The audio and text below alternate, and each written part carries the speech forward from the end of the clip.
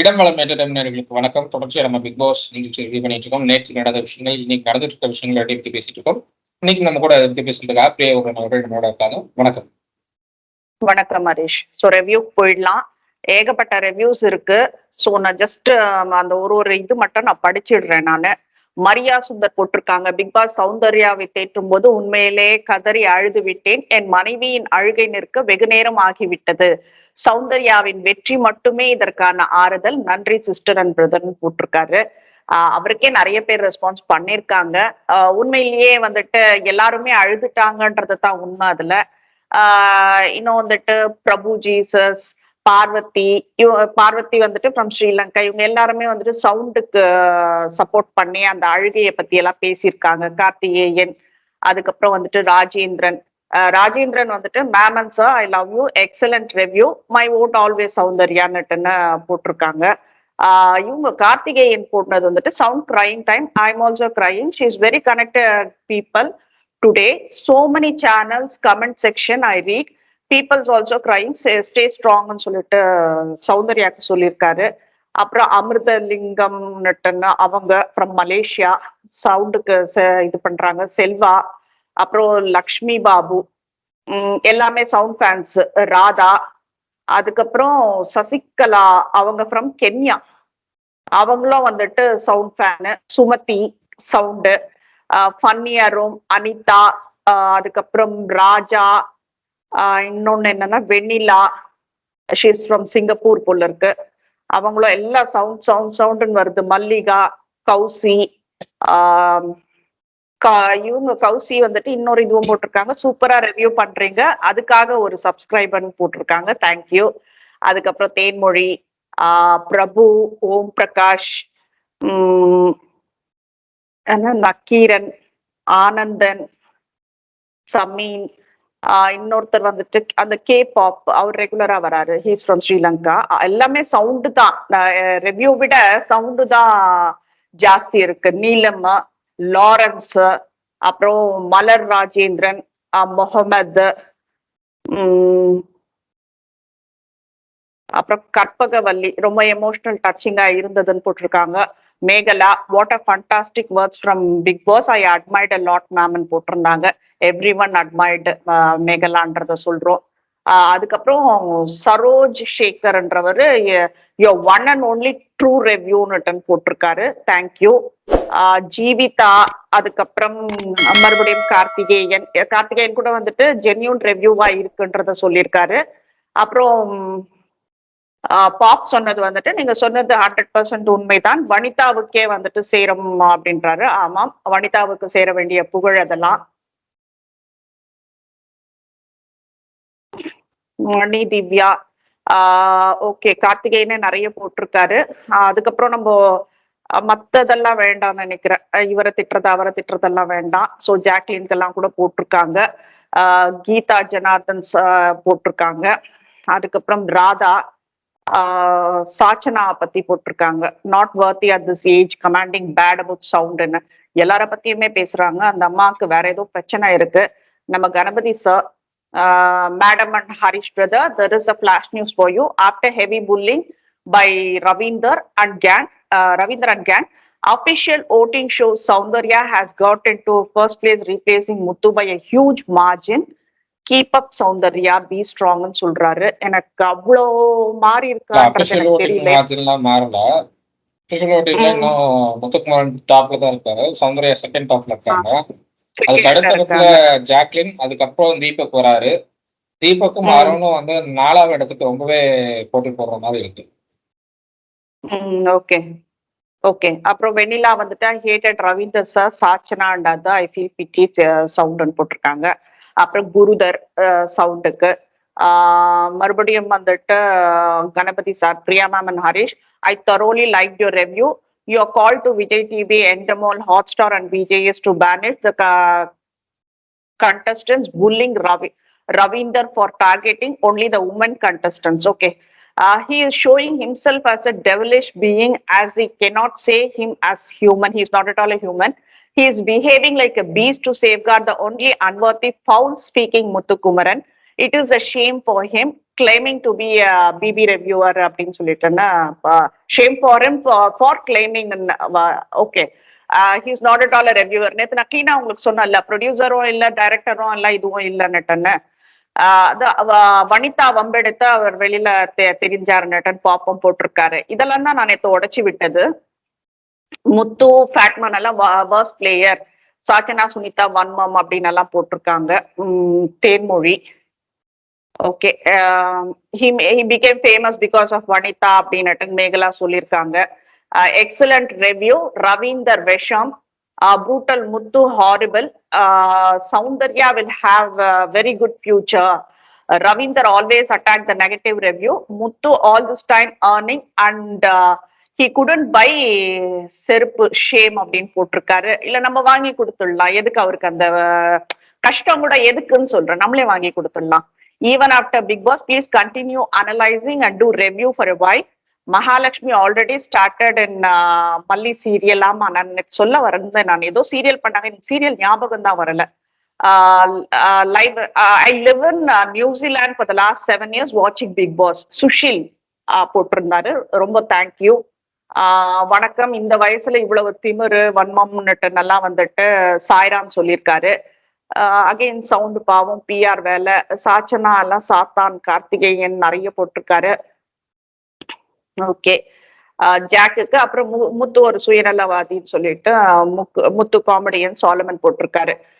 That's all for today Harish. என்ன இப்பெல்லாம் ரெவ்யூஸ் இது கமெண்ட் நிறைய வர்றதுனால எங்களுக்கு ஃபுல்லா கூட எங்களுக்கு படிக்கிறதுக்கு முடியறது இல்லைன்றத சொல்லிக்கிறோம். அதுக்காக எல்லாம் மனம் வருத்தப்பட வேண்டாம்ன்றத சொல்லிக்கிறோம். ஏன்னா நீங்க இருந்தா தான் நாங்க. ஸோ கீப் சப்போர்ட்டிங் அஸ்ன்றத நாங்க கேட்டுக்கிறோம். Will go into the show Harish. இப்போ ஜாக் வந்துட்டு இவர் ரவீந்தர் கிட்ட, will start with this itself. Jack வந்துட்டு ரவீந்தர் கிட்ட கேக்குறாங்க, நீங்க ஏன் அறம் சார்ந்து விளையாடுறவங்க கிட்ட மட்டும் எதுவும் கேட்க மாட்டேன்றீங்க அப்படின்னுட்டுன்னு. ரவீந்தருக்கு அதுக்கு பதிலே இல்லை, பேபேன்னுட்டுன்னு முழிக்கிறாரு. இந்த வடிவேலு ஒண்ணு வரும் பாரு, அந்த மாதிரி ஒரு இதுதான் பண்ணிட்டு இருந்தாரு. அவருக்கு எதுவும் ரிப்ளை வரல. அதுக்கு நான் என்ன கேக்குறேன், ஒரு வாரம் கூட தாக்கு பிடிக்க முடியல. வின்னர் குவாலிட்டிஸ் எல்லாம் பத்தி இவர் பேசுறதுன்றது வந்துட்டு இவருக்கு என்ன தகுதி இருக்குன்றத கேக்குறேன். அந்த 8 பேரு எவ்வளோ கஷ்டங்கள் தாண்டி வந்திருக்காங்க. கஷ்டம் இல்ல, சும்மா தானே சாப்பிடுறாங்கலாம் சொல்லாதீங்க. மென்டல் ஸ்ட்ரெஸ் ஜாஸ்தி இருக்கும். இப்ப மொபைல் இல்லாம, போன் இல்லாம, வெளி உலகம் இல்லாம, அப்பா அம்மா இல்லாம, கூட பிறந்தவங்க இல்லாம, ஃப்ரெண்ட்ஸ் இல்லாம, ஏதோ ஒரு ஜெயிலுக்குள்ள 4 செவத்துக்குள்ள அடைக்கப்பட்டவர்கள் நாளுக்கு நாள் வந்துட்டு அவங்களோட மென்டல் ஸ்ட்ரென்த் வந்துட்டு வீக் ஆக ஆரம்பிக்கும். அந்த லோன்லினஸ் வந்துரும், அந்த ஒரு ஸ்ட்ரெஸ் வந்துரும். சம் பீப்புளுக்கு வந்துட்டு இவ்வளோ டென்ஷன் எல்லாம் வந்துச்சுனாக்கா டிசார்டருக்கும் கொண்டு போய் விடும். சோ அப்படி இந்த அளவுக்கு வந்துட்டு அவங்க கஷ்டப்பட்டிருக்காங்க. அவங்கள உடைக்கிறதுக்கு ஒரு பிஆர் டீம் வந்திருக்கீங்க. அதை விட எச்ச ஒன்றும் இல்லை. இவ்வளோ கேவலமா இருக்கீங்க நீங்க. இதுல வந்துட்டு உங்களுக்கு என்ன தகுதி இருக்குன்னுட்டு நீங்க ஒவ்வொருத்தரையும் வந்துட்டு அனலைஸ் பண்ணி சொல்லிட்டு இருக்கீங்க. அதுவும் இங்கேயும் அந்த ரெவ்யூ தான் பண்றாரு. இவர் நினைச்சிட்டு இருக்காரு இவர் பெரிய ரெவ்யூவர்ன்னு சொல்லிட்டு. நீங்க அதை ரெவ்யூ பண்றதோட நிறுத்திக்கங்க அப்படின்றதுதான் சொல்லுவேன். ஏன்னா நீங்க ரெவ்யூ பண்ணதே வந்துட்டு வனிதா மேம்னாலதான் வந்துட்டு உங்களுக்கு அது அவங்கனால கிடைச்ச விளம்பரம் தான் நான் சொல்லுவேன் நானு. இல்லைன்னா அது வரைக்கும் அவங்க ரெவ்யூ எடுப்படல. So why you playing this game, cheap கேம்ன்றதை தான் நான் சொல்ல வரேன் நானு. இப்ப கேம் ஆடுறேன்னு சொல்லிட்டு இவர் என்ன பண்றாரு, தொண பேசிட்டே இருக்கிறாரு. இன்னொரு விஷயம் ஹரிஷ் இதுல சொல்லணும். ஜாக் வந்துட்டு அழுதா டிராமான்றாங்க. இவர் சொல்றதுதான், நம்ம ரவீந்திரன் மகாலட்சுமி அனுகிரகம் பெற்றவர் சொல்றதுதான். அழுதா டிராமானா அப்ப நீங்க அந்த கன்ஃபெஷன் ரூம்ல போயிட்டு அழுதீங்களே, அதுக்கு பேர் என்ன? இப்ப இவ்வளவு நாள் ஸ்ட்ரெஸ்ல இருந்த பொண்ணு உடஞ்சி போய், அது கூட நீங்க எல்லாரும் சேர்ந்து வெளியில ஆர்கானிக் இல்ல நீ ஒண்ணுமே பண்ணல, வெறும் கியூட்னஸ் காட்டிட்டு இவ்வளவு நாள் ஓட்டி இருக்க அப்படின்னு போட்டு அடின்னு ஒரு பொண்ணு அடிக்கிறீங்க. இதுக்கு கும்பல் சேர்ந்து வந்திருக்கீங்க. இதுக்கு ஒரு பிஆர் டீம் உங்களை வெளியில இருந்து உள்ள அனுப்பி உங்களை நம்பி அனுப்பியிருக்காங்க. இவ்வளவும் நடந்துட்டு இருக்கு. ஆனா வந்துட்டு நீங்க வந்து 2வது நாள் அதுவும் நீங்க பண்ண தப்ப கேள்வி கேட்டாரு. வெளி உலகத்தை பத்தி சொல்லாதீங்கன்னு சொன்ன, உங்க மேல நம்பிக்கை வச்சேன் நானு, நீங்க இப்படி பண்ணிட்டீங்க அப்படின்னுட்டு பிக் பாஸ் நீங்க செய்த தவறை சுட்டி காட்டினார். அதுக்கு உட்கார்ந்து அவ்வளவு எமோஷனல் டிராமா எல்லாம் பண்ணி கண்ணெல்லாம் தொடச்சி அழுது பண்றீங்களே, அப்போ சௌந்தர்யா பண்றது எப்படி டிராமான்றீங்க? நீங்க பண்ணதுதான் சார் டிராமா. அவ சௌந்தர்யா பண்ணது டிராமா இல்ல, நீங்க பண்ணதுதான் டிராமா. உங்களுக்கு வந்துட்டு உங்க தப்பு வந்துட்டு வெளியில கொண்டு வந்துட்டாங்கன்ற பயம் வந்துருச்சு உங்களுக்கு. உங்க பேரு இனிமேல் தான் ஸ்பாயில் ஆகணும்னு எல்லாம் கிடையாது, ஆல்ரெடி ஸ்பாயில்டு. இப்போ உங்க பேரு ஸ்பாயில் ஆக கூடாது. நான் ரொம்ப தில்லான பர்சன், நான் எதுக்கும் அடங்க மாட்டேன், எல்லாத்தையும் வந்துட்டு இப்படி தட்டி போட்டுட்டு போற ஆளு அப்படின்ற மாதிரி ஒரு பிம்பத்தை நீங்க கிரியேட் பண்ணி வச்சிருக்கீங்க. அப்போ நீங்க அழுதீங்களே என்னத்துக்காக? Your opinion regarding this, Harish? Ravindra அவர்கள் ஃப்ரம் த பிகினிங்கே அவர் வந்து மைண்ட் கேம் ஆடிட்டு இருக்காரு. எப்படின்னா வெளியில இருந்து வந்திருக்கிற 8 கண்டஸ்டன்ட் வந்து ஏதோ சாதனை படைச்சவங்க மாதிரியும், உள்ள இருக்கிற 8 கண்டஸ்டன்ட் வந்து வேஸ்ட்டுங்கிற மாதிரியும் அவர் ஒரு தாட் ப்ராசஸ்ல இருக்காரு. வெளியில ஏன் அனுப்பிச்சாங்க அவங்கள அப்படிங்கிறதுக்கு காரணமே நீங்க உள்ள எதுவுமே பண்ணல அப்படிங்கிறதுனாலதான். அதே மக்கள் இப்போ ஓட் போட்டதுனால இவங்க வெளியில அனுப்பப்பட்டாங்க, மக்கள் முடிவெடுத்ததுனால இவங்க வெளியில அனுப்பப்பட்டாங்க.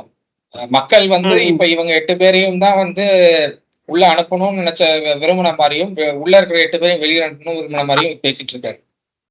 அப்படி பார்த்தா மக்கள் உங்களை வெளியே அனுப்பியிருக்க மாட்டாங்க அப்படின்னு தான் என்னுடைய கருத்து. சாச்சனாவுக்கும் இதே கருத்து நான் சொல்ல விரும்புறேன்.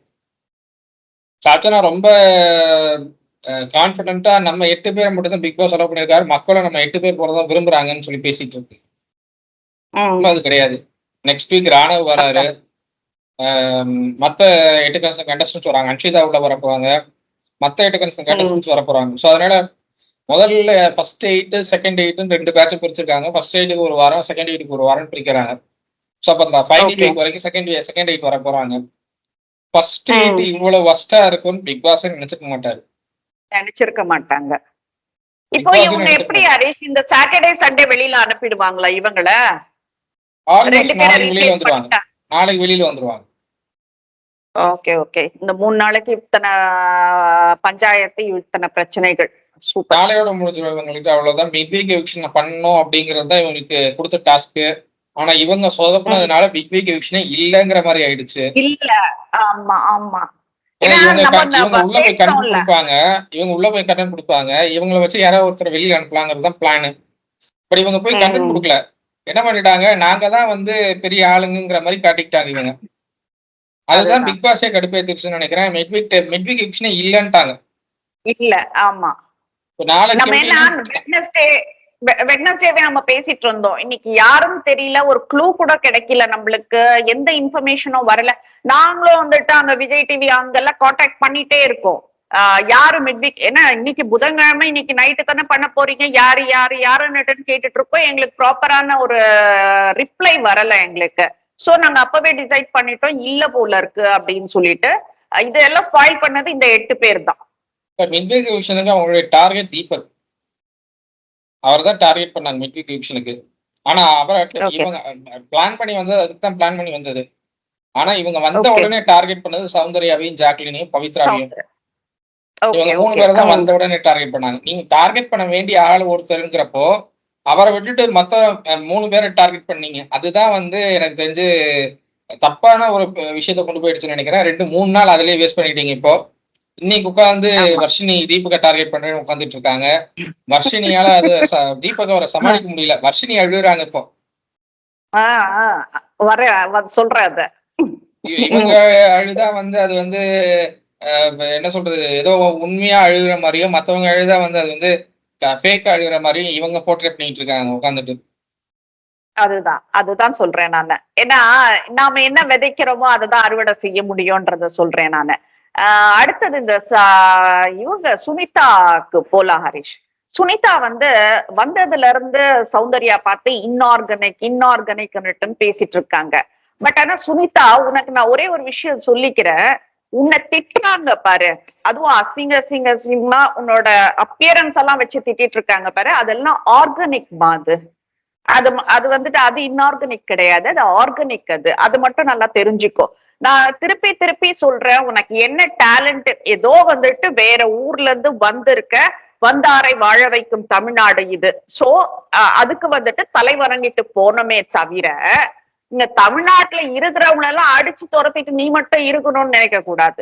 அதுதான் அந்த பெரிய தப்புன்றதே சொல்றேன். உனக்கு ஸ்பேஸ் கொடுக்குறாங்க, you come, we are there to lift your ஹேண்ட்ன்றத வந்துட்டு இங்க ஸ்பேஸ் கொடுக்குறாங்க. யூ கேன் மிஸ்யூஸ் இட்ன்றத தான் நாங்க சொல்றோம். நாங்க உன்னை திட்டுறவங்க எல்லா ஐடியுமே வந்துட்டு ஆர்கானிக் ஐடி. இப்போ 2 பேரு டான்ஸ் ஆடணும்னு சொல்லிட்டு பிக் பாஸ் சொல்றாரு. அப்போ வந்துட்டு சௌந்தர்யா அண்ட் சுனிதா ஆடுறாங்க. சௌந்தர்யா இந்த பக்கம் அந்த பக்கம் திரும்பி பார்க்கல, அந்த பொண்ணு பாட்டுன்னு அது ஆடிட்டு இருக்கு, அது பாவம். இது சுனிதா வந்துட்டு ஷி வாஸ் வாக்கிங் சவுண்ட் ஆடுற மாதிரி எல்லாம் பண்ணி முகத்தெல்லாம் ஏதோ பண்ணிட்டு, இது எப்படி தெரியுமா இருந்தது சுனிதா? ஒரு ஏஞ்சல், சௌந்தர்யான்ற ஏஞ்சல் கூட சுனிதான்ற டெபிள் ஆடின மாதிரி இருந்துச்சு அந்த ஒரு டான்ஸ். எப்படி பாக்குற ஹரிஷ் அத? எனக்கு தெரிஞ்சு சௌந்தர்யா அதுக்குதான் ரிப்ளை கொடுத்தாங்க. அவங்க சுனிதாவுடைய ஒரிஜினல் டான்ஸ் ஸ்டெப்ஸ் எல்லாம் எடுத்து போட்டாங்கன்னு நினைக்கிறேன். அதுல வந்து சௌந்தர்யா ஸ்கோர் பண்ணதா தான் நான் பாக்குறேன். உங்களுக்கு வந்து அவர் பிக் பாஸ் கொடுத்த ஸ்டெமினா என்ன அப்படின்னா, பிக் பாஸ் கொடுத்த அந்த வேர்டிங்ஸ்ல எல்லாம் என்னன்னா, உங்களை யாராவது மார்க் பண்றாங்கன்னா நீங்க பதிலடி கொடுங்கிறது தான் அவருடைய கருத்தா இருந்தது. சௌந்தர்யாட்ட பேசும்போது உங்களுக்கு பதிலடி கொடுக்க தெரியாதா, என்னையவே நீங்க கேள்வி கேட்ட ஆள் தானே அப்படின்னு சொல்லிதான் பிக் பாஸ் வந்து ஒரு இது கொடுத்துருக்காரு, ஸ்ட்ரென்த் கொடுத்துருக்காரு எனக்கு தெரிஞ்ச சௌந்தர்யா. ஸோ அதனால வந்து அந்த பொண்ணு இதுக்கு மேல வந்து உட்காந்துட்டு அழும், உட்காந்துட்டு என்ன இது நம்ம போற ஸ்டெப் மார்க் பண்றாங்கன்னு உட்காந்துட்டு நிக்கும்லாம் நினைக்கவே முடியாது. அவரு பிக் பாஸ் வந்து ஒரு ஸ்டெமினா கொடுத்துருக்காருங்கிறப்ப அதை எப்படி யூஸ் பண்ணணும்னு அந்த பொண்ணுக்கு தெரிஞ்சிருச்சுன்னா அது பண்ண ஆரம்பிச்சிடும். ஸோ அதனால வந்து இனிமே அந்த பொண்ணு அழும், இனிமே அந்த பொண்ணை வந்து நம்ம அழகா ஓட்டை கம்மி பண்ணி வச்சு வெளியே அனுப்பிடலாம்னு நினைக்கிறது எனக்கு தெரிஞ்சு ஒர்க் அவுட் ஆகாது. அண்ட் நீங்க பண்ணதே இப்போ என்னன்னா, அந்த பொண்ணு 60,000-70,000 ஓட்டு தான் வாங்கிட்டு இருந்துச்சு அன்அபிஷியல் ஓட்டிங்ல. இப்போ அன்அபிஷியல் ஓட்டிங்லேயே 1 லட்சம் ஓட்டு, அபிஷியல் ஓட்டிங்ல 2.5 லட்சம் ஓட்டு போயிட்டு இருக்கு அந்த பொண்ணுக்கு. இன்க்ளூடிங் டெலிஃபோன் கால்ஸ் கூட 2.5 லட்சம் ஓட்டு போயிட்டு இருக்கு. முத்துக்குமரனுக்கு 3 லட்சம் ஓட்டு, கிட்டத்தட்ட 50,000-60,000 ஓட்டு தான் டிஃபரன்ஸ்ல போயிட்டு இருக்கு. யூஸ்வலா வந்து 1 லட்சம் 1.5 லட்சம் ஓட்டு டிஃபரன்ஸ்ல இருக்க வேண்டியது 50,000-60,000 ஓட்டுல தான் டிஃபரன்ஸ்லயே நிக்குது முத்துக்குமரனுக்கும் சௌந்தர்யாவுக்கும். அததான் எனக்கு தெரிஞ்சு சௌந்தர்யா டாப்ல வந்துட்டாங்கன்னு சொல்லிட்டு இருக்காங்கன்னு நினைக்கிறேன். பட் இல்ல, டாப்ல ஒண்ணு வரல, பட் இன்னும் டிஃபரன்ஸ் இருக்கு, டிஃபரன்ஸ் கம்மியாயிட்டு வருது. ஓகே, இந்த பாப்பாய் ஷோன்னுட்டுன்னு ஒரு கார்ட்டூன் ஒண்ணு வந்துட்டு இருந்தது. அதுல வந்துட்டு அந்த ஸ்பினச் சாப்பிடுறப்போ வந்துட்டு அந்த பாப்பாய்க்கு எக்ஸ்ட்ரா ஸ்ட்ரென்த் எல்லாம் வரும் பாரு. அந்த மாதிரி பிக் பாஸ் கூப்பிட்டு உட்கார்ந்து ஒரு 1/2 மணி நேரம் ஸ்பெண்ட் பண்ணி பேசுறதுக்கு அப்புறம் நல்லா ஜெயண்ட் மாதிரி வந்தாச்சு சௌந்தர்யா. இன்னும் அடிக்க முடியாது. இது சாச்சனா மறுபடியும் அந்த காலையில வந்துட்டு அந்த கப்பு கழுவுலன்னுட்டுன்னு ஒரு பஞ்சாயத்து ரயான் கேட்டதுக்கு, அதுக்கு அந்த கத்திட்டு எனக்கு தெரியும் நான் வரேன், எனக்கு தெரியும் நான் வரேன்னுட்டுன்னா அத்தனை பேச்சு பேசுச்சு. அப்புறம் இது எதனா வேற பழைய மாதிரி வந்துட போகுது அப்படின்றதுனால அதுக்கு ஒரு ரீசன் சொல்லுது. சிக்கன் ராவா இருந்துச்சான், கொமட்டுச்சான். இப்ப திரும்ப அந்த வெஜ் நான்வெஜ் கொண்டு வராங்க மேடம், இங்க மறுபடியும் முதல்ல இருந்தா அப்படின்னுட்டுன்னு கேக்குற மாதிரி இருந்தது. த வே அந்த ஆட்டிடியூடு நிஜமா எனக்கு தெரியல ஹரிஷ், என்ன பேசணும்ன்றதே எனக்கு தெரியல, அந்த அளவுக்கு இருக்குது. ஏன்னா இதுங்க எல்லாம் வந்துட்டு அட்வைஸ் பண்ணுதுங்க அப்படின்றதுதான் வந்துட்டு ஒரு விவஸ்தை, ஒரு அட்வைஸ்ன்ற வார்த்தை கூட விவஸ்தை இல்லாம போயிடுச்சா அப்படின்ற மாதிரி இருந்தது. இது வந்துட்டு சௌந்தர்யாவை நீ ஒண்ணுமே பண்ணலன்னுட்டுன்னு அந்த நைட்டு முத்து கிட்ட பேசிட்டு இருக்கும் போது சௌந்தர்யாவை டைரக்டா போயிட்டு ப்ரோவோக் பண்ணிட்டு இருந்தது. நான் என்ன சொல்றேன், இதுக்கு அந்த நீலாம்பரி வேஷம் கொடுக்குறாங்க, அந்த பாட்டு மியூசிக் வரப்பவே எல்லாருக்குமே தெரிஞ்சிடும் அது என்னன்னுட்டுன்னு. இது மின்சார பூவே பாட்டே போட்டாச்சு, நானான்னுட்டு முடிச்சுட்டு உட்காந்துட்டு இருக்கு. தீபக் தான் என்ன பண்றாரு, ஸ்டேஜ்ல இருந்து இறங்கி வந்து இழுத்துட்டு வந்து ஆடினாரு. இது ரூம்ல டான்ஸ் ஸ்டெப்ஸ் எல்லாம் வேற பிராக்டிஸ் பண்ணிட்டு இருந்துச்சு. அதுதான் இன்னொரு காமெடி. இதுக்கு ஜால்ரா தட்டுறதுக்கு விஜய் சேதுபதி வருவாரு வீக்கெண்ட்ல. ஏன்னா லாஸ்ட் டைம் வந்துட்டு சாச்சனா பாத்ரூம்ல போயிட்டு ஒரு டாஸ்க் கேமுக்கு வந்துட்டு உருண்டு பிறண்டு பிராக்டிஸ் பண்ண, அதை பாத்தீங்களா அப்படின்னுட்டுன்னு ஒரு ப்ரொமோஷன் பேட் பிஆர் மாதிரி ஒரு வேலை செஞ்சுட்டு இருந்தாரு சாச்சனாக்கு. இப்போவோ வந்து அதான் சொல்ல போறாரு, டான்ஸ் இது பெட்ரூம்ல எல்லாம் பிராக்டிஸ் பண்ண அப்படின்றதான் சொல்ல போறாரு. அது பிராக்டிஸ் பண்ண லட்சணத்தை எல்லாம் பார்த்தாக்க இது ஏதோ பெரிய டான்சர் போல இருக்கு, நல்லா ஆடும் போல இருக்குன்னு நினைச்சேன். நிஜமா சொல்றேன், அப்படி ஆடிச்சு அது. இந்த ஸ்கூல்ல இந்த ஸ்போர்ட்ஸ் டேக்கு எக்ஸசைஸ் பண்ணுவாங்க பாரு பசங்க, அந்த மாதிரி பண்ணுச்சு. அதுவும் இந்த லாஸ்ட் சீன் வருது பாரு, அது நம்ம அந்த லாஸ்ட் சீன் அந்த பாட்டுல லாஸ்ட் சீன் வந்துட்டு தியேட்டர்ல பெரும்பாலும் மக்கள் வந்துட்டு ஒன்ஸ் மோர்னு கேட்டாங்க. அந்த கடைசியா அந்த ரம்யா கிருஷ்ணன் ஆடினது, அந்த ரஜினியோட அந்த ரியாக்ஷன்ஸ் இதுக்கெல்லாம் வந்துட்டு ஒன் மோர் கேட்டு தேட்டர்ல எல்லாம் போட்ட அந்த காலங்கள் எல்லாம் உண்டு. இது என்ன பண்ணுச்சு, இந்த பேய் பிடிச்சவங்களுக்கு வேப்பில வச்சு ஓட்டுனாக்கா ஆடவங்க பாரு, அந்த மாதிரி ஒரு ஆட்டம் ஆடுச்சு, தலையெல்லாம் இது பண்ணின்னு எல்லாம் மொத்தம் முடியெல்லாம் முன்னாடி போட்டுட்டு அது அந்த மாதிரி ஒரு டான்ஸ் ஆடுது. எனக்கு தெரியல இது என்னடா இது அப்படின்னுட்டுன்னு எனக்கு சுத்தமா ஒண்ணுமே புரியல. இது என்னத்துக்கு இது இழுத்துட்டு வந்தான்னு ஒண்ணுமே தெரியாது. டான்ஸ் தெரியாது, பாட தெரியாது, மேனர்ஸ் தெரியாது, மரியாதை தெரியாது. அந்த டாடி டாடின்னு சொல்லிட்டு அந்த வாயை திறந்தாலே வந்துட்டு பொய் சொல்லிட்டு சுத்திட்டு இருக்கு. இத வச்சுட்டு இது சினி ஃபீல்ட்ல என்ன சான்ஸ் கிடைக்கும் இதுக்கு? அந்த டான்ஸ் அந்த பாட்டே வந்து ஒரு கிளாசிக்கல் டான்ஸுக்கான ஒரு பாட்டு. ஆமா, கிளாசிக்கல் டான்ஸ் ஆட வேண்டிய பாட்டு. அந்த இடத்துல வந்து கிளாசிக்கல் டான்ஸ்னாலும் ரம்யா கிருஷ்ணன் அவங்களுடைய கம்பீரத்தை காட்டின ஒரு பாட்டு. அவங்க வந்து ரொம்ப அழகா அந்த கம்பீரத்தை காட்டியிருப்பாங்க அவங்களுடைய டான்ஸ்ல. பரதநாட்டினாலும் அதுல அந்த ஒரு கம்பீரம் இருக்கும் அந்த டான்ஸ்ல. பட் அது அந்த டான்ஸ் உங்களால போட முடியல, ஓகே. அதுக்கு ஈக்குவலா வேற ஏதாவது ஸ்டெப்ஸ் நீங்க யோசிச்சிருக்கணும். அதுவும் இல்ல. நீங்க வந்து சம்மந்தமே இல்லாத ஒரு ஸ்டெப்ஸ் யோசிக்கிறீங்க. அவரு தீபக் ஒரு கட்டத்துல என்ன பண்றதுன்னு தெரியல, உட்காந்துட்டாரு அவரு. அவருக்கு என்ன பண்றதுன்னே தெரியல. தீபக்கு இந்த பொண்ணை வச்சுக்கிட்டு என்ன பண்றதுன்னு தெரியல, கம்ப்ளீட்டா உட்காந்துட்டாரு. ஏன்னா யூஸ்வலா தலைவருடைய ஸ்டெப்ஸ் என்னன்னா நடக்கிறது, கையை வச்சு பாடுற மாதிரி இது பண்றது, ஆக்ஷன் பண்றது, இதுதான் வந்து யூஸ்வல் தலைவர் ஸ்டெப்ஸ். ஒன்று ரெண்டு சாங்ஸ்ல தான் வந்து அவர் டான்ஸ் ஆடி பெரிய அளவில் டான்ஸ் ஆடி பார்த்துருக்கேன் நான். ஸோ அதனால வந்து தீபக் பண்றது ஓகே. பட் இந்த பொண்ணு டான்ஸ்ல அவருக்கு அடுத்து என்ன பண்றதுன்னு தெரியல. தீபக் கம்ப்ளீட்டா ஆஃப் ஆயிட்டாருன்னு நினைக்கிறேன். கொஞ்ச நேரம் உட்காந்துட்டாரு அந்த பொண்ணு டான்ஸ் ஆடுறதுல. அந்த பொண்ணுக்கும் டான்ஸ் கத்து கொடுக்குறாரு, நீ இப்படி ஆடு அப்படி ஆடு, ஸ்டேஜ்ல உட்காந்து கத்து கொடுக்குறாரு. அப்பவும் அதுக்கு வரல அந்த பொண்ணுக்கு. கிளாசிக்கல் இப்படி ஆடணுமா அப்படி ஆடணுமான்னு சொன்னப்போ கிளாசிக்கல் ஆடுறேன்னு சொல்லி இது ஒண்ணு பண்ணுச்சு. அதுவும் ஒர்க் அவுட் ஆகலாங்க. அண்ட் ஆக்சுவலா ஒரு நல்ல பாட்டை கெடுத்து விட்டுருச்சு இந்த பொண்ணு. அதுதான் பண்ணாங்க கடைசியில. தீபக் நீ சொன்னது வந்துட்டு எனக்கு வந்துட்டு தீபக் மாசா தான் தெரிஞ்சது. ஏன்னா he justified the character. தலைவருடைய என்ன சொல்றது சைன்ஸ் எல்லாமே இமிட்டேட் பண்ணது அவ்வளவு அழகா இருந்தது தீபக் கிட்ட. ரொம்ப நல்லா இருந்தது தீபக்கோட டான்ஸ். ஒரு ரஜினி ஃபேனா நான் வந்து எனக்கு தெரிஞ்சு ரொம்ப அழகா பண்ணியிருக்காருன்னு நான் சொல்லுவேன். பட் வந்து என்னன்னா இந்த பொண்ணு தேவையில்லாம அந்த மொத்த சாங்கையும் வந்து கெடுத்து விட்டுருச்சு. அதுதான் பிரச்சனை. இது வேற யாரையாவது நீங்க வந்து அந்த பாட்டுக்கு அசைன் பண்ணிருந்தீங்க அப்படின்னா வேற யாராவது கொஞ்சமாவது ஸ்டெப்ஸ் போட்டிருப்பாங்கன்னு தான் பாக்குறேன். கண்டிப்பா எனக்கு தெரிஞ்சு வந்து இது பவித்ரா கிட்ட கொடுத்துருக்கலாமோ அப்படின்ற மாதிரி ஒரு என்ன சொல்றது ஒரு ஆதங்கம் இருந்தது எனக்கு. அந்த பொண்ணிட்ட கொடுத்திருந்தா கொஞ்சம் அழகா பண்ணிருக்கோம், ஸ்பீடு வந்திருக்காது, பட் ஸ்டில் வந்துட்டு ஏதோ ஒண்ணு பண்ணிருக்கோம் அப்படின்ற ஒரு இது இருந்தது எனக்கு. பட் தீபக் வந்துட்டு மாசா இருந்தது. he justified the characterன்றதுதான் சொல்லணும். இன்னொரு விஷயம், தீபக் ரவி கிட்ட பேசுறப்ப கூட ரொம்ப சூப்பரா சொன்னாரு. நீங்க வந்து முத்துக்குமரனுக்கு சப்போர்ட் பண்றீங்க, விஷால வந்துட்டு கார்னர் பண்றீங்க, ஜாக்லினை இப்படி பண்றீங்க, சௌந்தர்யாவை அப்படி பண்றீங்க, என்ன ஒண்ணுமே பண்ணல அப்படின்னு சொல்லிட்டு இப்ப இவரோட பிளான் என்னன்னாக்கா நம்மளெல்லாம் வந்துட்டு இது பண்ணிட்டு அதுல இருந்து வந்துட்டு அந்த ஃபைல்ல ஒருத்தரா வந்துட்டு முத்துக்குமரனுக்கு வழி விட்டு இவர் ஒதுங்கிடலாம் அப்படின்ற மாதிரி எல்லாம் வந்துட்டு தீபக் ரொம்ப அழகா சொன்னார். அந்த நரேட்டிவ் தீபக் அவருடைய பிளான் வந்து ஃபைனல் வரைக்கும் போகணுங்கிறது பிளானு. முத்துக்குமரனை டார்கெட் பண்றதுக்கான பிளான்ல தான் இருக்காருன்னு தெரியுது. ஏன்னா முத்துக்குமரனை இவர் ரவீந்தர் வந்து முத்துக்குமாருக்கு ஃபேவரா பண்ணிட்டு இருக்கோம், முத்துக்குமரனை டார்கெட் பண்றாரு தீபக். அங்க முத்துக்குமரனை டார்கெட் பண்ணும்போது எனக்கு தெரிஞ்சு he has a different plan தான் நினைக்கிறேன். ஏன்னா ஃபைனல் வரைக்கும் போறது ஒரு பக்கம், முத்துக்குமரனுக்கான ஓட் பேட்டர்னை டவுன் பண்ணி வெளியில அனுப்பணும்னு அவர் பிளான்ன்றது இன்னொரு பக்கமா இருக்கு.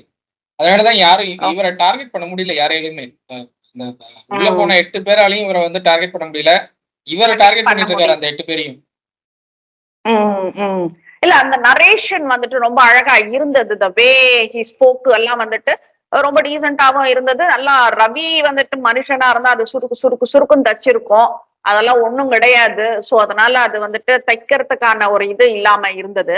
the other thing about Deepak வந்துட்டு தீபக் கிட்ட வந்துட்டு வர்ஷினி வந்து கதறாங்க, நீங்க சேஃப் கேம் ஆடுறீங்கன்னுட்டு நான் எக்ஸ்போஸ் பண்ணட்டுமா என்னமா பிளாக்மெயில் பண்ணிட்டு இருக்க உள்ள உட்காந்துட்டு, இங்க வெளியில வந்துட்டு விஷ்ணுவ வந்துட்டு ஆடியோ இருக்கு ரிலீஸ் பண்ணட்டுமான்னுட்டு அதுதான் சொல்றாங்களே தவிர இது இங்க வந்து அது சேம் கேம் வந்துட்டு வேற இதுல எடுத்துக்கொண்டு வந்துட்டு இப்ப இங்க தீபக் கிட்ட நான் எக்ஸ்போஸ் பண்ணட்டுமா பண்ண எல்லாருக்குமே தெரியும்.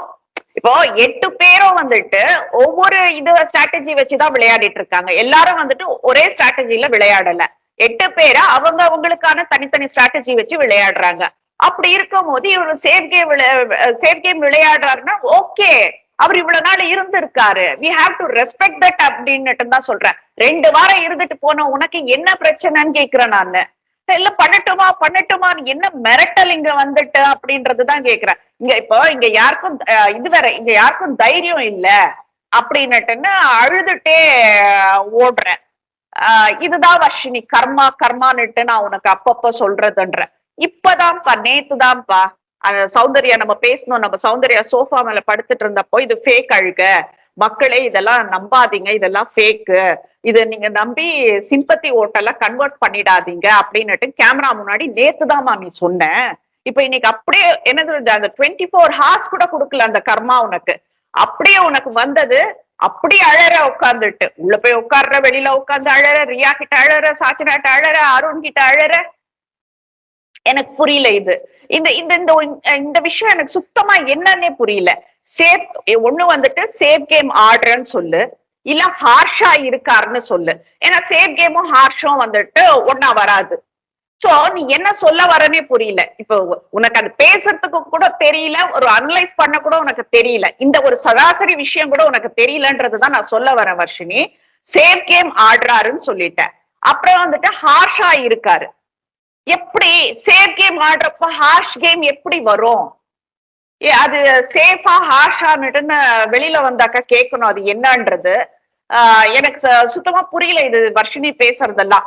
இப்போ தீபக் கிட்ட இப்ப அழுதுட்டே என்ன கேக்குறாங்கன்னா, நானும் மனுஷி தானே, நான் ஒண்ணுமே பண்ணலன்னு சொன்னா ஹர்ட் ஆகாதா அப்படின்னுட்டுன்னு அவ்வளோ எமோஷனல் டிராமா பண்ணிட்டு இருக்கேனே. அது drama drama drama again and again I'm saying. என்ன சொல்றது, உனக்கு வந்தாதான் கண்ணீர்ன்னு கிடையாது, மத்தவங்களுக்கு வந்தாலும் கண்ணீர் தான் அது. நீ உட்கார்ந்துட்டு எல்லாரையும் டிராமான்னு இப்போ வலிக்கணும் உனக்கு அது. அப்போ சௌந்தர்யா மனுஷி இல்லையா? சொல்றேன் இல்ல தீபக் கிட்ட, நானும் மனுஷிதான், நான் ஒண்ணுமே பண்ணலன்னு சொன்னாக்கா ஹர்ட் ஆகாதான்னு கேக்குறேன்ல, அப்ப சௌந்தர்யா மனுஷி இல்லையா? அவ்வளோ எக்ஸ்பிரஷன்ஸ் கொடுத்து பிக் பாஸ் வந்துட்டு இந்த 94 days லைவா வச்சிருக்கா அந்த பொண்ணு. ஏதோ ஒண்ணு பண்றா, எதுவுமே பண்ணாம எல்லாம் வந்துட்டு வரமாட்டாங்க எல்லாரும், ஏதோ ஒண்ணு பண்றா, அதுக்குதான் ஓட்டு விழுது. நீ எப்படி நீ சொல்ற அந்த பொண்ணை பார்த்துட்டு ஃபேக்குன்னுட்டு ஒண்ணுமே பண்ணலன்னா இப்ப அந்த பொண்ணுக்கு ஹர்ட் ஆகாதா? உனக்கு 2 வாரம் இருந்த உனக்கு ஹர்ட் ஆகும், 94 நாட்கள் இருந்த பொண்ணுக்கு ஹர்ட் ஆகாதா? என்னம்மா நியாயம் வர்ஷினி? நீ ஒரு ஆயுதத்தை எடுத்துட்டு போன, உன்னை அனுப்பினாங்க, நீ போன, அதுக்கு நீ எவ்வளவு பேமெண்ட் வாங்கினன்றது எங்களுக்கு தெரியாது, நீ போன. இப்ப கூட அவரு ரவியும் கூட்டிட்டு போயிருக்க, 2 பேரும் போயிட்டு சௌந்தர்யாவை அட்டாக் பண்ணணும் அப்படின்ற ஒரு மோட்ல தான் நீங்க போனீங்க. அப்போ நான் கேக்குற உன்னை, இப்போ இதுக்கு பதில் சொல்லு. சௌந்தர்யா மனுஷி இல்லையா? சௌந்தர்யாக்கு ஹர்ட் ஆகாதா? நீ மட்டும்தான் மனுஷி, உனக்கு மட்டும்தான் ஹர்ட் ஆகுமா? இது என்ன வகையில நியாயம் ஹரிஷ் இது? சௌந்தர்யா விஷயத்துல இவங்க என்ன சொன்னாங்க அப்படின்னா, நீ ஒண்ணுமே பண்ணல, நீ 94 நாள் வேஸ்ட் பண்ணிட்ட, கம்ப்ளீட்டா நீ ஒண்ணுமே பண்ணாம உட்காந்துருக்க, உனக்கு நாங்க எல்லாம் பெட்டர் அப்படின்னு சொல்லிட்டு தான் சௌந்தர்யாட்ட பேசினாங்க அவங்க எல்லாம். வர்ஷினி அப்படிதான் பேசினாங்க சௌந்தர்யாட்ட. பட் இப்போ நான் எதுவுமே பண்ணலன்னு சொல்லும் போது எனக்கு ஹர்ட் ஆகாதான்னு கேக்குறது இதே தானே சௌந்தர்யாக்கும் ஆயிருக்கும். சௌந்தர்யாக்கும் நீ இந்த பொண்ணு இப்படி சொல்லும் போது சௌந்தர்யாக்கும் ஹர்ட் ஆயிருக்கும்ல. ஆமா, ஆக்சுவலா தீபக் பாசியா தான் நடந்துக்குவாரு. அவர் பாசியா நடந்துக்கக்கூடிய ஆள் தான் வச்சுக்கோங்களேன். அவர் பாசியா நடந்துக்கிறப்போ அந்த ஹார்ஷா பேசுற அந்த இது யூஸ்வலா வர்றதுதான். ஒருத்தர் நேச்சுரலா ஹார்ஷா பேசுற சில விஷயங்கள் ஹார்ஷா பேசுவாரு, சில விஷயங்கள் புரிஞ்சுக்கிட்டா ஓகே அப்படிங்கிற மைண்ட் செட்ல போயிடுவாரு அவரு. அதுதான் தீபக் அப்படின்னு வச்சுக்கோங்களேன். அப்படிதான் இந்த வீட்டுல இருக்காரு, ஒரு பாசியா இருக்காரு, ஹார்ஷா தான் பேசுற சில இடங்கள்ல. பட் புரிஞ்சுக்கிட்டா ஓகே நான் மூவ் ஆயிடுறாரு அவரு. அதுதான் தீபக் அப்படின்னு இங்க ரெஜிஸ்டர் ஆயிடுச்சு. அந்த தீபக நீ மாத்தணும்னு நினைக்கிற, ஓகே, அதுக்கான ஸ்ட்ராட்டஜி என்ன? ஒண்ணுமே இல்ல. தீபக் சேஃப் கேம் ஆடுற, ஹார்ஷா இருக்கிற ஒருத்தரால சேஃப் கேம் ஆட முடியாது. எப்படி ஆட முடியும்? ஹார்ஷா இருக்கிற ஒருத்தரால சேஃப் கேம் ஆட முடியாது. சேஃப் கேம் யார் ஆடுறாங்கன்னு நான் சொல்லுவேன், ஆனா அது வர்ஷினி புரிஞ்சுக்க மாட்டாங்க. இவங்க யாரை சப்போர்ட் பண்ணிட்டு போறாங்களோ அவர் தான் சேஃப் கேம் ஆடிட்டு இருக்காரு. இவங்க ஆஹ் யாருக்காக அதுதான் ஓட்டை அதிகரிக்கணும்னு போறாங்களோ அவர் தான் சேஃப் கேம் ஆடிட்டு இருக்காரு உள்ள. இவங்க ஓகே. வந்துருவாங்களோ அவங்க வந்துருவாங்களோன்னு பயம் இருக்குன்னு யாரெல்லாம் புலம்பிட்டு இருக்காரோ அவர் தான் சேஃப் கேம் ஆடிட்டு இருக்காரு. ஒரே கண்டிப்பா. ஒரே விஷயம், தமிழ் அப்படிங்கிற ஒரே வார்த்தையை வச்சுக்கிட்டு நான் வந்து தமிழ் சம்பந்தப்பட்ட ஒரு விஷயத்த மட்டுமே வச்சுக்கிட்டு நான் வந்து டைட்டில் அடிச்சிருவேன் அப்படின்னு சொல்லி சேஃப் கேம் ஆடுற ஒரே ஆள் அவர் மட்டும்தான். மண்ணின் மைந்தன் அது- சொல்லி அவருக்காக இங்க வந்து ப்ரொமோஷன் வேலை நடந்துட்டு இருக்கு பிஆர் கும்பலை ஆமா வச்சுக்கிட்டு. ஆமா இவங்க பிஆர் கும்பல் இருக்குன்னு சொல்லி மத்தவங்க எல்லாரையும் டார்கெட் பண்ணிட்டு இருக்காங்க. ஆமா. இப்ப நம்ம இதுல கூட வந்துட்டு ஒருத்தர் கேட்டிருந்தாரு, நீங்க பிஆரா அப்படின்னுட்டு, நான் சௌந்தர்யா பிஆரா அப்படின்னுட்டுன்னு. ஆமா. என்ன இப்ப என்ன என்ன பண்ண போறீங்க? எங்களுக்கு பிடிச்சிருக்கு, அவ்வளவுதான். நான் அதுதான் சொல்ல முடியும் நானு. இப்போ சௌந்தர்யாவுக்கு பிஆர் எல்லாம் தேவையில்லைன்னு நான் சொல்லுவேன். நான் யாழ்ப்பாணத்துல என்னோட ஃப்ரெண்ட்ஸ் யாழ்ப்பாணத்துல இருக்காங்க. அவங்க வந்து ஃப்ரெண்ட்ஸ், அவங்க வந்து சௌந்தர்யா ஃபேனா இருக்காங்க. ஆஹ் ஓவியாவுடைய ஆர்மின்னு சொல்லி அவங்க தனியா ஒரு சங்கமே ரன் பண்ணானுங்க. இப்ப அந்த சங்கத்துக்கு உம் பேரை வந்து சௌந்தர்யா ஃபேன்ஸ் கிளப்னு போட்டு வச்சிருக்காங்க. ஸோ அப்படி ஓகே. அது ஆர்கானிக்கா மாறுது இந்த ஃபேன் பேஸ்லாம். ஸோ அது வந்து தவிர்க்க முடியாத விஷயங்கள். அதெல்லாம் வந்து யாழ்ப்பாணம் இங்க இருந்து யாழ்ப்பாணத்துக்கு எவ்வளவு டிஸ்டன்ஸ் வரும்? ஆஹ் இந்த பொண்ணுக்காக யாழ்ப்பாணத்துல இருக்கிறவங்க எல்லாம் வந்து ஃபேன் பேஸ் வச்சுட்டு உட்காந்துருக்கிறதுக்கு என்ன அவசியம் இருக்கு? என்ன So அவங்களுக்கு அவசியம் இருக்கு? பிடிச்சிருக்கு, அதனால வந்து ஓகே இந்த பொண்ணு பிடிச்சிருக்கு, யதார்த்தமா அவ்வளவுதான். பேசுது அப்படிங்கிறாங்க. ஸோ அதுதான் வந்து உம் எனக்கு தெரிஞ்சு எல்லாருக்கும் பிடிக்குது இந்த பொண்ணை. பட் வர்ஷினி பண்ணது, அதுதான் வர்ஷினி ஸ்ட்ராட்டஜியே இல்லாம உள்ள போயிட்டு சொதப்பிட்டு இருக்காங்க. உங்களுக்கு சொதப்பிட்டு. இவரு ஒரு கேம் ஆடுறாரு, மைண்ட் கேம் ஆடுறாரு ரவீந்தர் சார். அந்த மைண்ட் கேம் நீ வந்து இவங்களோட பழகி இருக்க ஒரு 10 நாளாவது நீ இவங்களோட பழகி இருக்கன்னு வச்சுக்கோயேன். அந்த மைண்ட் கேம்ல ஒரு பாதியாவது உனக்கு தெரிஞ்சிருக்கும் எப்படி கேம் ஆடணும்னு. ஒண்ணுமே தெரியாம எம்டியா வந்துட்டு நீங்க சேஃப் கேம் ஆடுறீங்க, நீங்க வந்து ஹார்ஷா இருக்கீங்க. சேஃப் கேம் ஆடுறவங்க ஹார்ஷா இருக்க மாட்டாங்க, ஹார்ஷா இருக்கிறவங்க சேஃப் கேம் ஆட மாட்டாங்க. சேஃப் உம் கேம் ஆடுறவங்க என்ன பண்ணுவாங்க அப்படின்னா, நம்ம எந்த விஷயத்தையும் தலையிடக்கூடாது, நம்மளுடைய கேமை மட்டும் ஆடிட்டு போகணும் அப்படிங்கிறதுல ஒரு ஸ்டாண்டர்டா மூவ் ஆவாங்க. அதுதான் சேஃப் கேம்னு சொல்றது.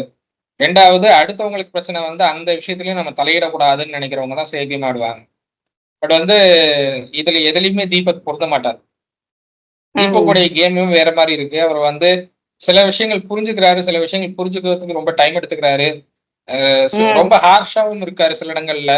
ஸோ இதெல்லாம் சேஃப்கே மாறவங்க பண்ண மாட்டாங்க எனக்கு தெரிஞ்சு. வர்ஷினி அதை வந்து அவங்க ஸ்ட்ராட்டஜி வேற மாதிரி யூஸ் பண்ணியிருந்தா தீபக்கை பிரேக் பண்ணிருக்க முடியுமான்னு எனக்கு தெரியல. பட் ஸ்ட்ராட்டஜி வேற மாதிரி இருந்தா பண்ணிருக்கலாம், அவங்களால ட்ரை பண்ணிருக்கலாம். உங்களுக்கு ஸ்ட்ராட்டஜியே என்ன ஒன்றும் தெரியுமா இல்லை, நீங்க சொல்றேன்? எம்டியா போயிருக்கீங்கிறப்போ ஒண்ணுமே பண்ண முடியல. தீபக் அந்த இடத்துல உங்களை வந்து தோக்கடிச்சிட்டாருன்னு நான் பாக்குறேன். இல்ல, தோக்கடிக்கிற அளவுக்கு வர்ஷினி எல்லாம் ஒன்னும் அந்த அளவுக்கு வர்த்தெல்லாம் இல்ல. நான் இதுதான் திரும்பி திரும்பி சொல்றேன். நம்ம எதிரி யாருன்றது, அந்த எதிரிய வந்துட்டு ஸ்ட்ராங்கா இருக்கணும். இதெல்லாம் வந்துட்டு சும்மா வேஸ்ட் பீஸ் தானே தவிர வந்துட்டு இத ஒரு எதிரி லெவலுக்கெல்லாம் வச்சு தோற்கடிக்க வேண்டாம்னு நினைக்கிறேன் நானு.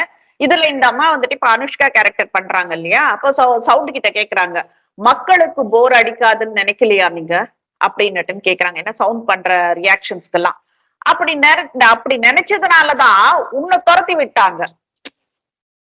நீ போரிங் கேரக்டர்ன்றதுனாலதான் உன்னை 2 வீக்ஸ்ல துரத்தி விட்டாங்க. சௌந்தர்யாவை 94 days வச்சிருக்காங்க மக்கள். நீ என்ன கேள்வி கேட்கிற? ஏதோ ஒண்ணு அங்க என்ன ட்ரெண்ட் ஆகணும்ன்றதுக்கு என்ன பண்ணிட்டு இருக்கு, ஏதோ ஒண்ணு பண்ணிட்டு இருக்க, நீ வாங்குற காசுக்கு கூவிட்டு இருக்க அப்படின்றதுதான் சொல்றேன். ஆனா 5 ரூபாய்க்கு வந்துட்டு 50 ரூபாய் அளவுக்கு கூவ வேண்டான்றதுதான் எங்களோட இது. அடுத்தது சொல்றது வந்துட்டு, உங்க ஆட்டம் ஓவர் அப்படின்னுட்டுன்னு சவுண்டு கிட்ட சொல்றாங்க உட்காந்துட்டு.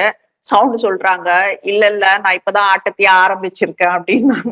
செம்ம கெத்து. இதெல்லாம் பிக் பாஸ் கொடுத்த அந்த பூஸ்ட் தான்றத நான் சொல்லுவேன் நானு. செம்ம கெத்து. நல்ல ரிப்ளை. அந்த பொண்ணு நல்ல தெளிவு வந்துருச்சு, நல்ல தைரியமா மறுபடியும் பழைய மாதிரி வந்து உட்கார்ந்துருச்சு. நான் என்ன கேக்குறேன் நானு, இப்போ பிக் பாஸ் ஹவுஸ்ல வந்துட்டு ஒரு cameraman PR, Bigg Boss I love யூன்னு சொல்லிட்டு அவர் ஒரு பிஆர், உன்னை எனக்கு ரொம்ப பிடிக்கும்னு சொல்லியிருக்காரு, அவர் ஒரு பிஆர். அது இன்னும் நிறைய ஸ்டேட்ல இருந்து, கர்நாடகால இருந்து எல்லாம் கூட வந்துட்டு நிறைய பேர் வந்துட்டு ஃபேன் பேஸ் வச்சு பண்ணிட்டு இருக்காங்க. அதை தவிர ஓவியா ஓவியா வந்துட்டு சௌந்தர்யாக்கு message, Soundarya has to win message எல்லாம் போட்டிருக்காங்க. இப்போ சௌந்தர்யா ஃபேன் ஒரு பேஜ்ல ஏதோ போல் ஏதோ ஒண்ணு போட்டிருக்காங்க போல இருக்கு. அதுல இந்த கில்லி பாட்டு இது அப்லோட் பண்ணிருக்காங்க. சௌந்தர்யா ஆடினது த்ரிஷா வந்து அதுக்கு லைக் பண்ணிட்டு கமெண்ட் பண்ணிட்டு போயிருக்காங்க.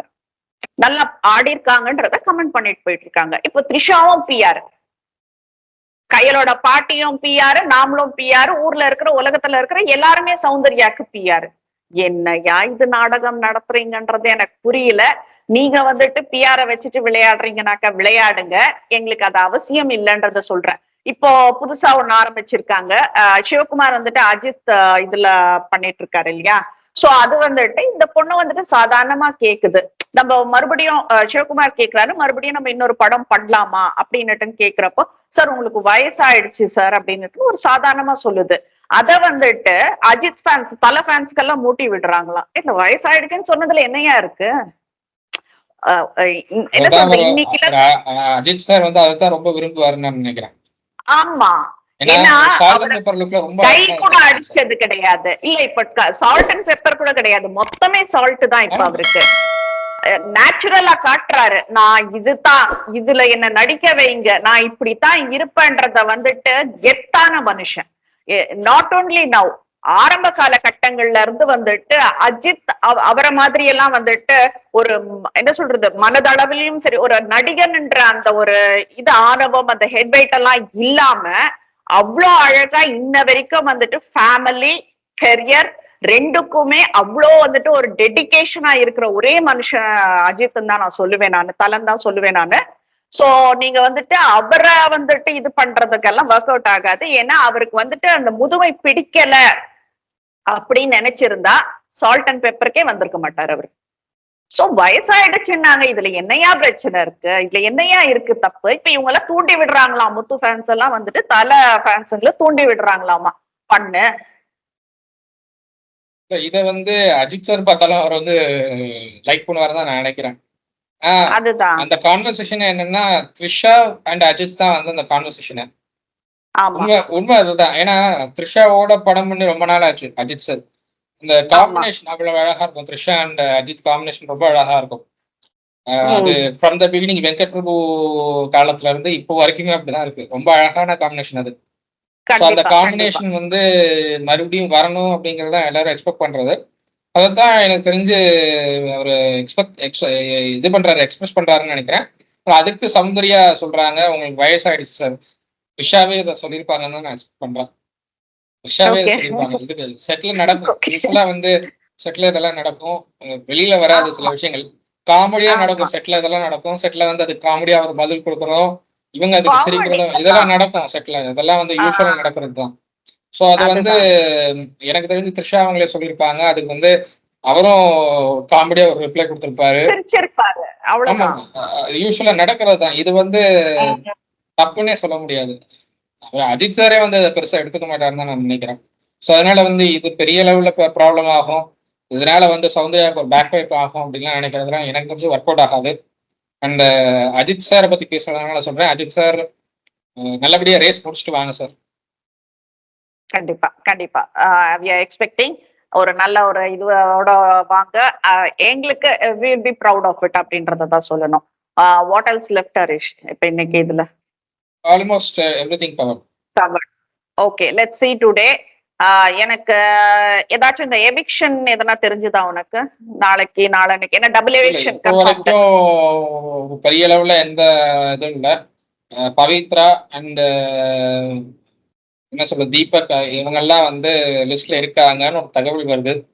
பட் ஸ்டில் அபிஷியலா இன்னும் எந்த தகவலும் இல்லை. இல்ல, ஏன்னா நம்மளுக்கு இன்னைக்கே வந்துடும் ஓரளவுக்கு. பட் இவங்க பண்ண ஆட்டத்துல என்ன சொல்றது, பிக் பாஸே வந்துட்டு சோர்ந்து போயிட்டாங்க, அந்த டீமே சோர்ந்து போயிடுச்சு அப்படின்னு தான் நினைக்கிறேன். ஃபர்ஸ்ட் கண்டஸ்டன்ஸ் தயவு செய்து அந்த 8 பேரை வெளியில அனுப்பிடுங்க. எனக்கு தெரிஞ்சு பிக் பாஸ் என்ன பழி வாங்குறாரா என்னன்றது தெரியல. அவர் ரவிக்கு வந்துட்டு அந்த மஞ்சள் கலர் போட்டு அந்த ட்ரெஸ்ஸை போட்டே தான் 2 நாளா உட்கார வச்சிருக்காரு. நல்லா இருக்கு, வேற என்ன சொல்றது நம்ம. சோ லெட்ஸ் see ஹரிஷ், இன்னைக்கு பார்த்துட்டு நாளைக்கு பேசுவோம் என்னன்றத. மத்த விஷயங்கள் எல்லாம் இப்ப இன்னைக்கு என்ன நடக்குது, இன்னைக்கு இவங்களது டான்ஸ் எல்லாம் இருக்கு, ரயான் முத்து எல்லாம். So let's see what's happening today. We'll talk tomorrow. நன்றி. Thank you.